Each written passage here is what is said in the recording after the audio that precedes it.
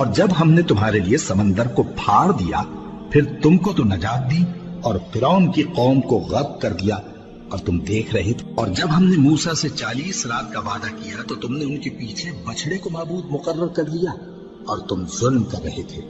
پھر اس کے بعد ہم نے تم کو معاف کر دیا تاکہ تم شکر کرو.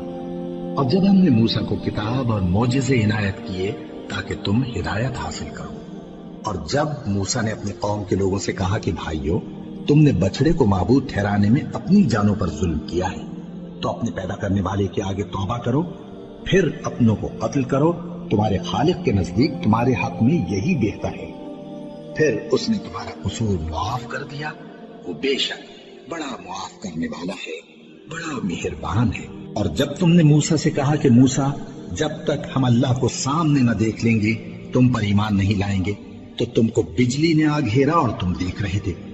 پھر موت آ جانے کے بعد ہم نے تم کو اثر نو زندہ کر دیا تاکہ احسان مانو.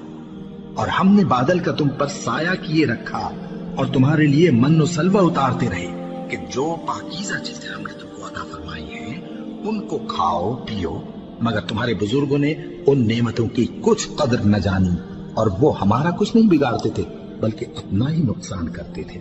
اور جب ہم نے ان سے کہا کہ اس گاؤں میں داخل ہو جاؤ اور اس میں جہاں سے چاہو خوب کھاؤ پیو اور دیکھنا دروازے میں داخل ہونا سجدہ کرتے ہوئے اور حطوۃ کہنا ہم تمہارے گناہ معاف کر دیں گے اور نیکی کرنے والوں کو اور زیادہ دیں گے.